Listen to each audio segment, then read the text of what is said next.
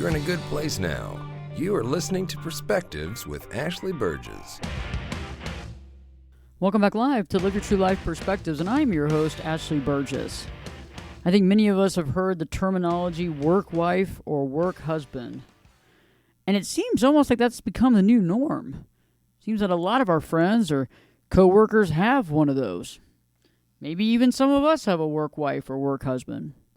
You know, we hear the terminology emotional affair a lot, where somebody's confiding in someone outside of their marriage for emotional support.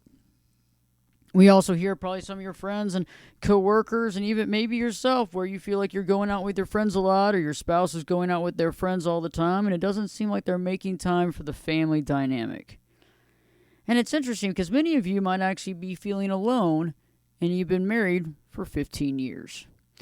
And it's interesting, all of these things are symptoms of what I like to call the roommate situation. And there's many people right now all around the world, all around this planet, who are dealing with that exact situation. It doesn't matter where you live or your background or what language you speak. The concept of the roommate situation is very real. Many people fall into this trap in their marriage after several years of marriage where all of a sudden it feels like the fun is gone. There is no more fun. There is no more excitement. There's no more connection. And it seems almost like it's two ships passing in the night. You know, your spouse gets home or you get home and maybe you eat dinner watching TV and you go to bed and you call it a night and you do it the next day. You get up, you go to work, you leave, you do that, you go to work, you come home, you do the same thing over and over and over again. Maybe your spouse goes out with their friends and you go out with your friends and that's become the new norm. And, going out with friends is not a bad thing. Having people that you confide in is not a bad thing. Having somebody that you can talk to about your emotions is not a bad thing. But it's just like, when did the marriage take a turn to where that person has not been somebody that you can confide in, or there's not that same connection there anymore? And I know that many people are suffering from the roommate situation now, and it can seem very overwhelming. And it's not just about, some people think it's about the sex. Well, we haven't had sex, or we don't have intimacy. That's not the only thing that makes a roommate situation at all. That's definitely a piece of it. But it's not the only thing. And I think some people are, wondering what's going on. There was a time when we could really talk to each other. There was a time we had a lot of fun. There was a time when we'd sit up and talk all night, and then that has gone. That's gone by the wayside. And I know that age plays a part in it as far as not wanting to stay up all night and be up till 2 a.m. and all that good stuff. But, it's all relative, right? It's all relative. And I think it's something to explore on Live Your True Life Perspectives. There's many videos that I've actually done, and if you haven't got the chance yet, maybe make some time here now or in the near future to go on YouTube and, just go on and search up YouTube and put in my name, Ashley Burgess, Ashley Berges, Ashley Burgess, or you can put Life Coach Ashley Burgess in the search on YouTube and you'll find my channel. And on that channel, we put up new content at least 5 times a week. Short videos, long videos, but I have a lot of videos on the roommate situation, marriage. What's a marriage supposed to be? How our parents' marriage impacted us. What is, the roommate situation? How to understand the roommate situation? How to change the roommate situation? And all of these things take time, but yet it's really good to have that information and to be able to see that information and watch that information. And you can watch it multiple times to really, understand that and take that fully in. And so definitely something that many people are dealing with, something that many people are going through in their day-to-day life, and solutions that haven't been found. And I think one of the biggest things about marriage that's so hard is that you've been with somebody for so long, and it's been such a long time commitment that it's hard to, and that's what actually keeps marriages together, I think, more often than not, is that time commitment. It's hard to leave behind the time commitment. It's like anything in life. It's like, being, 2 classes away from graduating. It's like you got to get it done. It's like you feel like I put in all this work and effort and I got to do it. However, it's like, at what point in time do we begin to make changes? At what point in time do we do what we need to do? Because it might not, in that situation, might not be the right degree for you. You might need to take a change, augment your direction.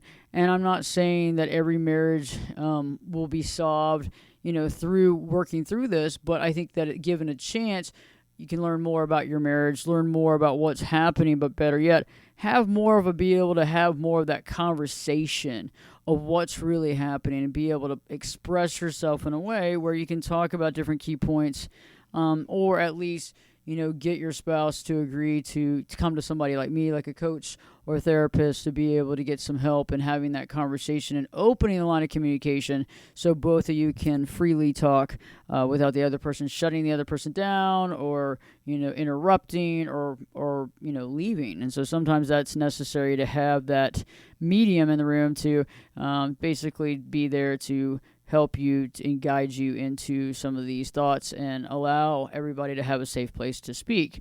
But it's interesting when we look at the roommate situation for what it is and we begin to understand it, like when I was talking about the concept of the work wife, work husband, that's something that you find a lot nowadays is that people, because there's an emotional distance to some degree, and that emotional distance is very real. It's interesting because eventually you have to talk to somebody. Eventually there has to be some communication. Eventually there has to be some, communication between people and some communication emotionally with people. And when you're not getting that in a relationship, you're going to be looking for that in other relationships. It's just the way things go. It's just the way things are. And so we definitely need to, understand that people are going to go outside if they don't have that consistency or they don't have that ability to confide or speak with their spouse. And I think that many of you probably feel that way, where you don't have that emotional connection anymore. And maybe some of you feel like you never had that emotional connection, like you never had the ability to really talk about the things that mattered. Perhaps, your significant other was more emotionally shut down or could not emotionally, process things. And that could be interesting too, because if somebody is unable to emotionally process their own emotions, they are not going to be able to process your emotions. And that's going to be challenging for them. And so you will be looking for someone to communicate with or to talk about your emotions in a certain way. And I think that's very important. And it's very important for us to analyze that. And so a lot of times people walk out, or step out or even not really step out. They just emotionally kind of maneuver around and over time find someone that they can communicate with. And usually they find someone who is also unable to really communicate in their household and in their marriage. And so that forms a bond. And so we hear about work wife and work husband a lot. And, a lot of times people joke around about that, but I think it's very real. I think it's very real because both of those people are depending on that other person for emotional support. And they're not getting it anywhere else. And so they're going to need to lean on that person for emotional support, lean on that person to be there for them. And that is a very important aspect of life. And I think that's where we have a lot of these emotional affairs where, people are talking to someone else. They are, opening their heart and bearing their soul to someone else. And I think that's, something that most humans have to do. I think most humans have to have that interaction. And if they're not getting that, they're going to seek that somewhere else. Just like if they were very spiritual beings and they weren't able to speak about spirituality in their marriage, they're going to need to find some ability to communicate that to someone else. And that's very important to understand. And that's something that we have to really get our brain around and see, okay, but the other side of the coin is one person is not going to be everything. One person is not going to be everything to you. So that is something that we really need to know. And also one person, or any person for that matter, is not there to make you happy. We have to make ourselves happy. We have to also be there for ourselves in various different ways. And also sometimes one person is not going to be able to be there for us in all different ways. And so I really want to make sure that we're looking at things honestly. I want to really make sure that we're also, seeing the value of what we have and being able to see what's missing honestly in the marriage. Because until we really know what's missing, we really can't fix it. And until we acknowledge those missing pieces, we really can't do anything about it. So it's up to us to really analyze the situation, to see it for what it is, and to begin to proactively move forward with some sort of solution-based situation. So we got to have some sort of solution at some point, okay? And so I know that many of you are looking for a solution, but before we get into that, let's talk about the problem.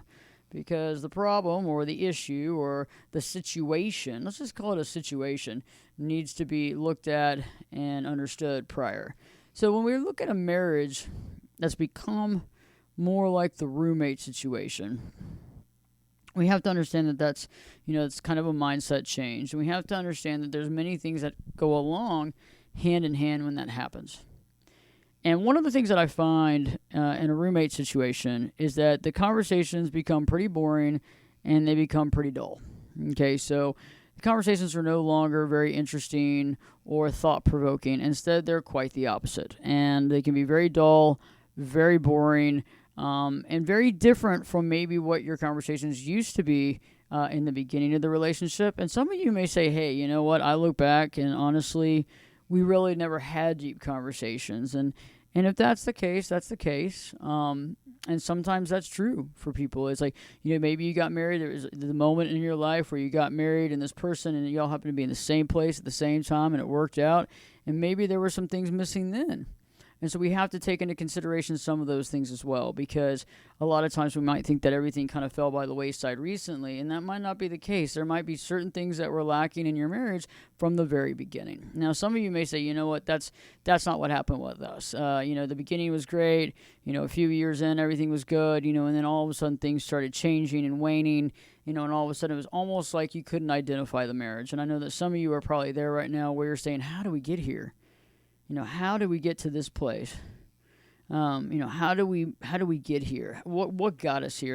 And that's interesting too, to be able to kind of look back and see throughout the years the changes and augmentations. And I think many of you, may have had children and have a family as well.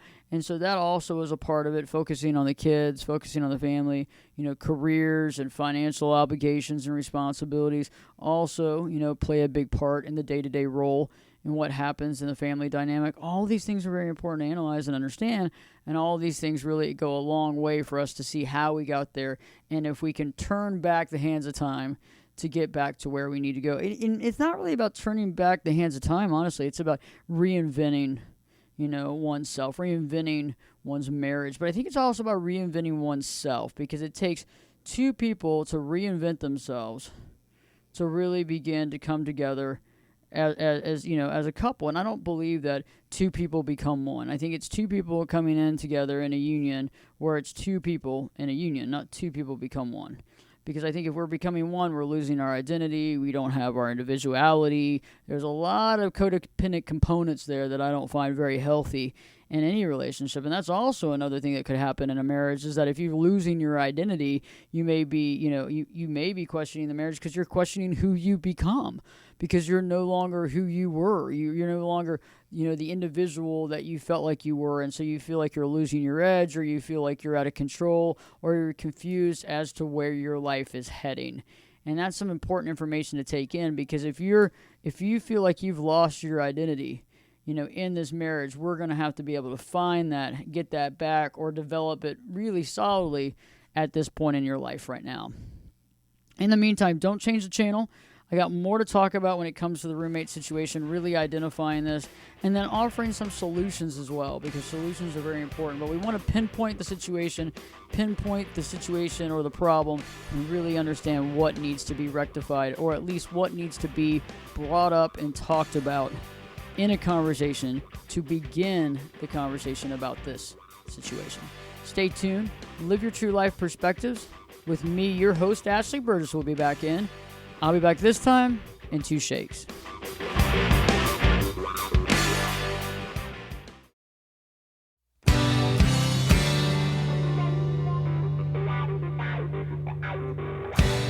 Turn it up and jump in the deep end on Perspectives. Now, here's Ashley. Welcome back live to Live Your True Life Perspectives, and I'm your host, Ashley Burgess. On today's show, I'm identifying the roommate situation in a marriage, when a marriage has become the roommate situation, and understanding a lot of the symptoms and signs. And, we talk about work wife and work husband, and a lot of us do that in a humorous way, but yet that is one of the symptoms of being in a roommate situation, where you're confiding in somebody else, your feelings and emotions, and they are doing the same. And that can be very commonplace nowadays, because people feel like as if they can't communicate in their marriage, or maybe they felt like they never could communicate in their marriage. And again, I do stress the fact that one person cannot be your everything, and you should never think that that's the case. And we actually have to make ourselves happy. It's not about that other person, but at the same time, there are some symptoms and signs. And before the break, I was talking about how, conversations have become pretty dull and boring. The fun seems to be sucked out of the room. It's not fun like it used to be. And you find some emotional distance between you and your spouse. And I think many of you, too, have been married for so long, there's a fear of sharing your thoughts. There's a fear of sharing what you're going through. There's a fear of sharing and how that person's going to react. And that is a big fear, how somebody's going to react to some of your feelings, your thoughts. And maybe you've been holding these theories and thoughts and feelings in for very long, and you just don't even know what to do at this point. And that can feel very overwhelming, too. And I know that, going to a coach or a therapist can be very helpful. I work with clients often on this situation alone, just being able to talk and prepare and open up and prepare to have those conversations. The longer we stay in our head with stuff, the longer, it becomes a problem. The bigger the problem, the bigger the issue, and that can really, blow up. It can really blow up. And so I think that emotional distance over time is really created because of that avoidance of conflict. And that avoidance of conflict is big. Avoiding conflict in the marriage, not wanting to have conflict, not wanting to deal with conflict. Because most people don't like conflict. And I think when people do like conflict, that's kind of a problem in and of itself. But most people avoid conflict. They don't want to have conflict. And so there might be some resentment that's harbored from things that have happened in the past, but people don't want to talk about it. Maybe there's some things that, one person wants to talk about, but they just, they're just avoiding because they know that the other person's going to shut down or do the silent treatment or walk out or yell or freak out. And so there's that fear of the response and the fear of not being heard. And on top of that, it's also that fear of having that unneeded conflict that nobody really wants to deal with. I think that there's so much stress and anxiety in life already that we're already dealing with all the stress. We're already dealing with all this conflict. We're already dealing with all these issues. And those issues, in life outside of the marriage, everything else is like overwhelming enough that we don't want to also deal with this as well. And so I feel like a lot of the big issues get put on the back burner and a lot of the big issues are never talked about, but they get bigger and bigger and bigger. Day after day, year after year, and eventually something's got to give, right? Eventually something has to give, and I think that sometimes, that's when, somebody blows their top because, the fear of what's going to happen eventually goes away, and then there's a fear of, am I going to live in this lifestyle forever? Am I never going to be able to speak my truth? What happens? Eventually I'm going to have to speak my truth.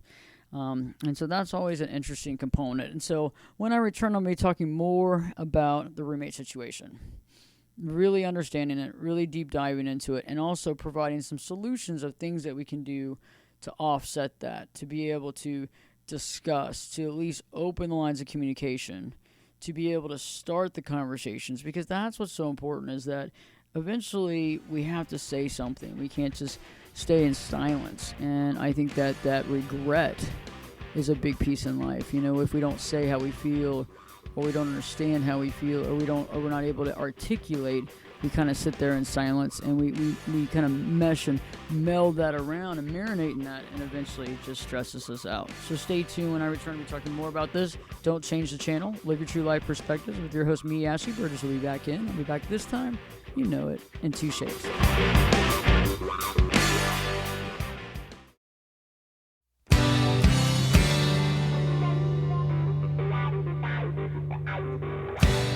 This is Jake Busey, and you're listening to Perspectives with Ashley Burgess. Welcome back live to Live Your True Life Perspectives, and I'm your host, Ashley Burgess. On today's show, we're talking about the roommate situation and understanding if your marriage has become the roommate situation. And it's not all about, we're not having sex, we're not having intimacy. That is definitely a piece of the puzzle, but there are other things that go hand in hand with the roommate situation. And before the break, I've been talking about how the fun seems to have gone away, how the conversations have become more dull and boring, about how there's emotional distance between you and your spouse, and that fear of sharing and that fear of how they will react when you share. I discussed the avoiding conflict concept about, how we avoid the conflict. We don't talk about what's bothering us, how we can be harboring resentment, and how that can also create more of a physical, mental, emotional divide. But yes, now I want to jump into the sex component. Where did the sex go? And I think that's also a piece of it too, is that physical divide as well, because eventually, our thoughts, will divide us, because our thoughts and feelings, are super real to us. And at the same point, it's like that's going to eventually divide us in different ways as well. And I know that some of you out there say, well, you know what, I never had a really solid, sexual relationship in my marriage. And if that's the case, going into it, you kind of realize that that was something that might not, be at the level you wanted it to, but you offset it, you allowed it to be, because there were other pieces of the puzzle in the relationship that were working for you. And so, being able to be honest too, because we need to have an honest assessment. We need to have an honest assessment about the relationship. We need to have an honest assessment about the beginning of the relationship, and understanding what was working in the beginning, what might not have been working very well in the beginning. And better yet, kind of looking at that type of thing and saying, okay, I realize that this wasn't working well. I realize that wasn't working well, but these pieces were working well. Are these pieces still working well? And if they are, great. If not, then what needs to be changed? Or, have I changed as an individual as far as what I want in my life, as far as what type of interaction and relationship I want in my life? Is that part of my reality? Do I need to accept that and see life a certain way? And I think that these are very important things, because, again, remember, the marriage is the marriage, right? And that's important in and of itself. But the marriage is not just the marriage. It's also two different people. And two different people make up the marriage. It would be like two different people making up, a LLC, a company, right? You have two people coming together to form a company, right? And the company acts together and does things together and moves together and works together. But the two different people that come, it's not like they become one person.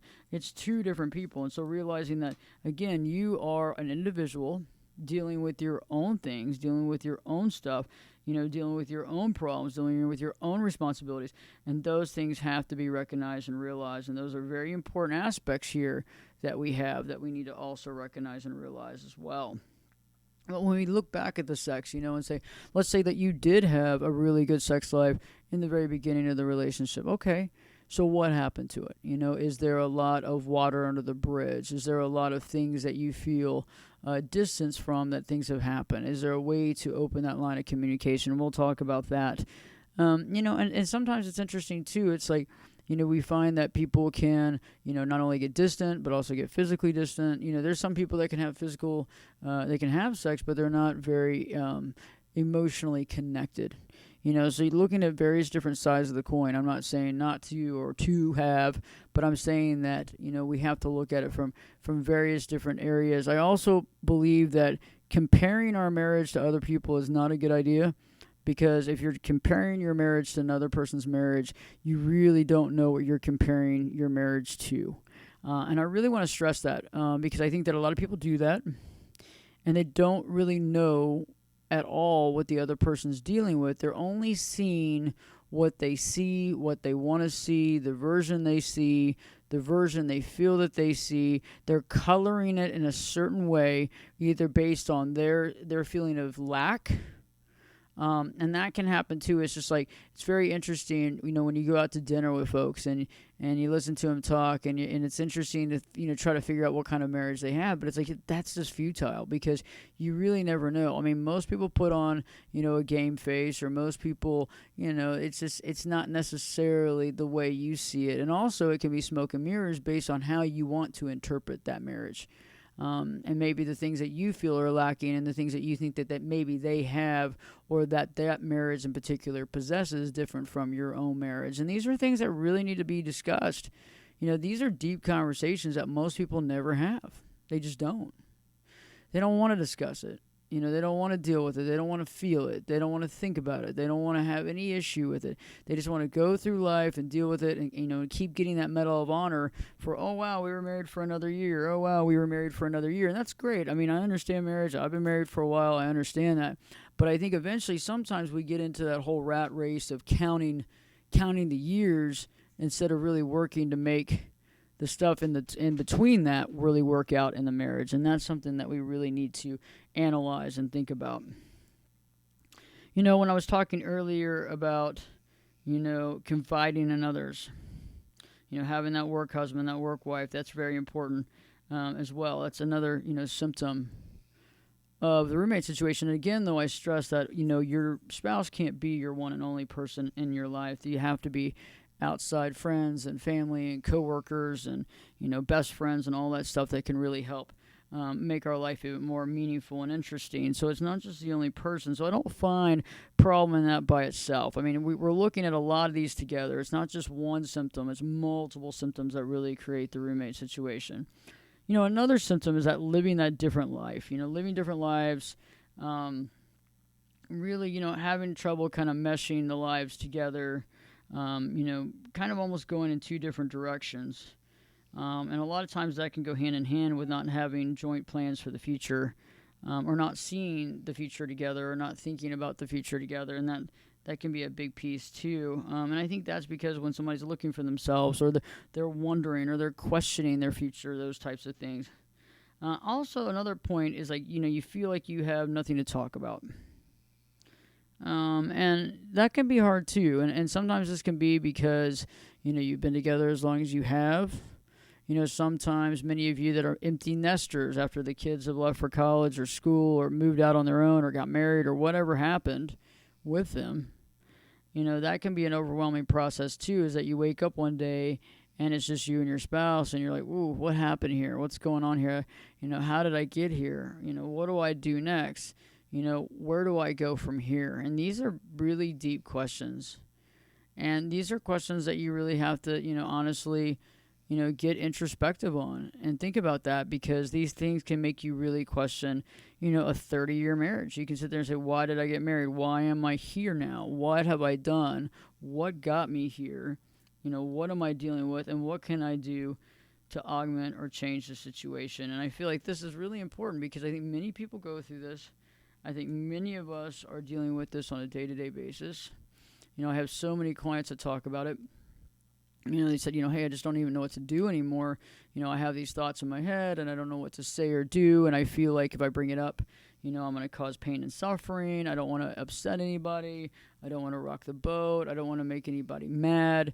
And so therefore, we have, these issues, that are playing a role, and that fear of discussing how we feel. And I think that's really important to understand and to think about how do we begin to not only, voice our opinion in a positive way, but also be open to other people's opinion, be open to the other person's way of thinking, and be open to finding solution.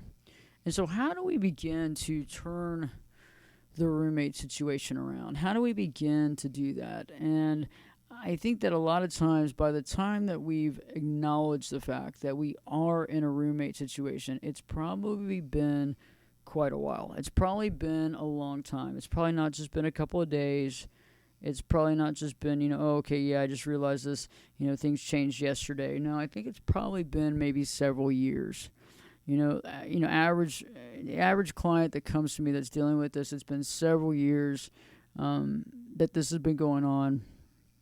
And they're just now kind of not only acknowledging the fact, but it's gotten painful. It started to get painful for them. It's starting to get painful as far as, feeling unfulfilled. That unfulfilled feeling where it's like, okay, is this all there is? Is this it? Do I just have to prepare for this? Is this all there is? And that's a big question. Is this all there is?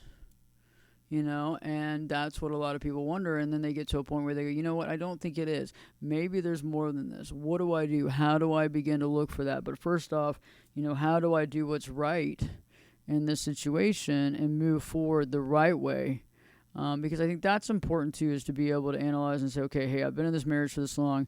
What can I do to see if I can move things forward in a positive way?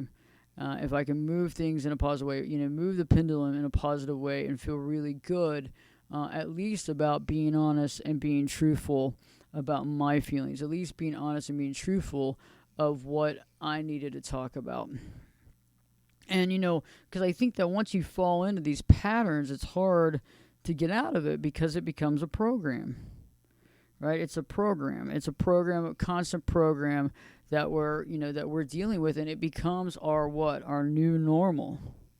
A lot of people were talking about how COVID was our new normal, but come on, we're talking about how the marriage situation has become the new normal, and we accept all this stuff, and we kind of slowly things may get worse or harder to deal with, but it's not that bad, it's not that painful. But eventually one day you kind of wake up and go, wait a second, how did I get here? And I think the first thing that we can begin to do is to begin to start our own journal and thinking about what is important to me. What is important to me? What do I want out of this life? What is it that I want to do in this lifetime? What is it that I want to experience in this lifetime? And, can I do that with this other person? Can I do that with this other person in the state of mind or what they're doing right now? Can I do this in the state of mind that I'm in right now? That's a big question. These are very, very big questions. Can I do that in the state of mind I'm in right now? And it's important to ask that question. I think also, too, it's like, what is it that you want to achieve? What is it that you want to achieve? Really, really think about this. Really, really digest in this. Really, really go deep in this. Because I think that the deeper you go into this, the more you can begin to understand and reveal important things to yourself that you might not even know are important to you. You might not even know are very special to you. Because I believe that our goals and our pursuits are very important to understand. And in any relationship, whether it's a marriage or a friendship or a family dynamic or even a business, we have to know the direction that we want to go in. We have to understand that direction. We have to understand what's important to us, what ignites that, passion flame, that direction that we want to attain. Because I think nobody wants to deal with regret in their life. Nobody wants to feel regret or deal with regret. And so this is something that does need to be discovered and thought about. And can this be tackled, in a positive way in this marriage and being in this marriage? I think another thing that's important is also obviously communication. Communication is key, and being able to open the line of communication is very important. And being able to open that line of communication, being able to open that and communicate in a way that makes sense. And, that communication is so valuable when we're able to communicate instead of closing down, instead of disengaging, but being able to, communicate in a positive way, being able to talk in a positive way, at least being able to either be positive or neutral in our talk, but also have that strategy of, okay, I'm not going to be too defensive in my response. I'm not going to be angry to what the other person's saying. I'm going to at least be able to listen. And that can be really tough and challenging. And it can be hard for us to also articulate how we're feeling in a situation as well, in fear that other person, in fear that other person is going to make judgment, or in fear that other person is going to be upset, or angry, or dismissive, or avoidant. And all these things are very important. All these things are interesting to understand, because I think this is how we go down that slippery slope. This is how these things happen. This is how we fall into these pitfalls, is we stop communicating. We stop having that conversation. And sometimes that conversation, you've tried to have that conversation in the past, but you were unable to have it, and you might shut down again, or you've tried it again, and that other person was not listening. And so there's various things, or maybe you tried to have a conversation, but you couldn't get out of your mouth what you wanted to talk about. And so again, these are things that we need to think about. And I think sometimes it's best, if we feel that way or we're having trouble, being able to have maybe a third party that can help to facilitate an environment where everybody's heard, to facilitate an environment where everybody feels heard, where everybody can communicate and communicate their truth in a way that makes sense, but in a safe way, but also in a way where everybody can hear one another And it's hard, though, when you've been married to somebody for very long, there's a lot of fear. There's a lot of fear of abandonment. There's also, a lot of fear of how that person's going to take what you have to say. And also the other way around is listening to what that person's saying and allowing that to be, too, is challenging. I mean, it's a lot easier when you're dealing with a friend or someone you haven't known that long, but somebody that you've known very long and you've had a committed relationship to can be challenging. So stay tuned. When I return, I'm giving you more tips and tricks on how to deal with this and how to overcome this, or at least how to begin to open the lines of communication. Live your true life perspectives with your host, me, Ashley Burgess, will be back in. I'll be back this time in 2 shakes.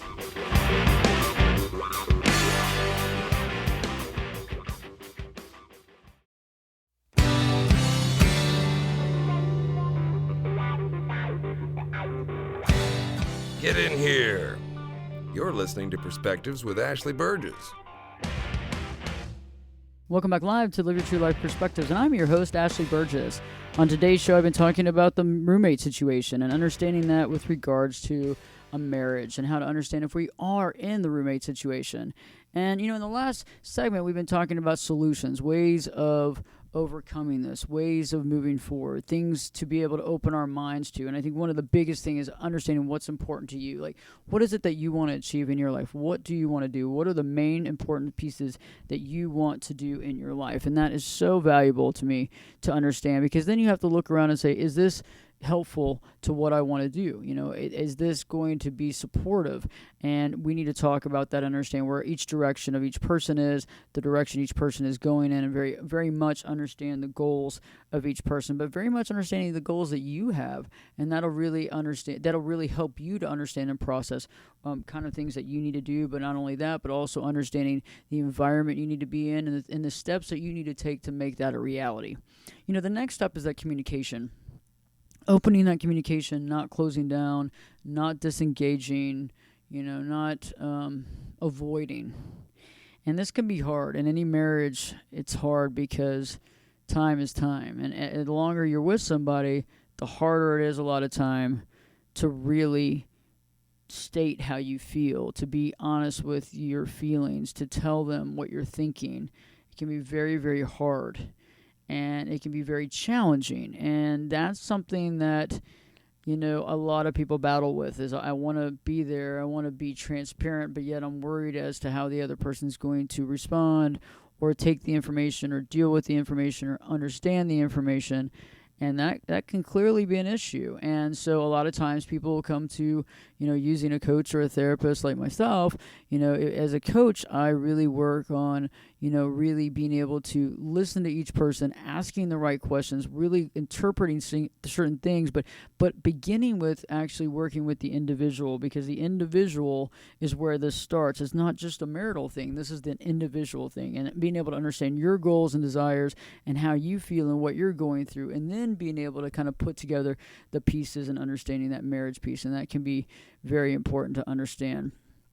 I also feel too that the unsaid things are the worst things in a marriage. Is that there's a lot of people that leave, they stack things, and they don't talk about it. They don't discuss some of the things. And I think things that are left unsaid can bring a lot of pain and suffering, because it's like you wish that you would have said it. You wish you would have discussed it. You wish you would have had that discussion. You wish you would have been able to communicate that. And I think now more than ever, we don't want to have much regret in our life. Instead, we want to have quite the opposite. And so I feel that if there's something that's being left unsaid and something that you need to vocalize, it's probably the time to vocalize it. It's probably the time to have that conversation. It's probably the time to at least begin to open up the lines of communication. The last couple of things that I want to talk about is that, we want to achieve our goals in our own personal life, and we want to achieve our goals in our marriage goals. We want to achieve our life goals, and these are important. Really think about what those goals are. Also think about, are there goals that you two can have in common as well? Are there things that you two can do together, things that you can do together as common goals? And then last but not least, remembering that other person cannot make you happy. They can bring joy to your life. They can bring a smile to your face. But it's not about them making you happy. It's about you making you happy. And what is it that you need to do to make yourself happy? And that's very important. And I feel that the roommate situation, it's really two people most often that are kind of going in different directions and then trying to process the emotions of the marriage. And I think that, together this can be a real challenge. I mean, together there can be so much that you're dealing with, so much that you're having to go through, and that to me is a big eye opener and something that we all need to deal with. And so definitely beginning with you and looking at you and deciding, what is it that I need to work on my own? What is it that I need to work on with myself? What are the things that I want to do in my life? And then what are the things that I want to work on in my marriage? What do I want from my marriage? What do I want from this union? Also, how do we have those big conversations? Because the more we're able to communicate and the more closer we're able to get, the better the union is. And sometimes those are the not so fun communications. Sometimes those are the things that we don't want to talk about. Those are the uncomfortable conversations. And sometimes those uncomfortable conversations can be some of the most enlightened conversations and the most life-changing conversations that we can ever have. In the meantime, if you haven't already, check out the YouTube channel and also check out the website, ashleyburgess.com. And, we have video content up almost every single day on YouTube. And so check that out when you get a chance. Just check up YouTube and put in Ashley, Berges, or go to YouTube and put in Life Coach Ashley Burgess. There'll be another show coming up soon. And in the meantime, I hope this show has helped you. Please share it with any family or friends that you think need to hear the message. Live your true life perspectives with your host, me, Ashley Burgess, will be back in. I'll be back this time. You know it. I'll be back this time in 3 shakes.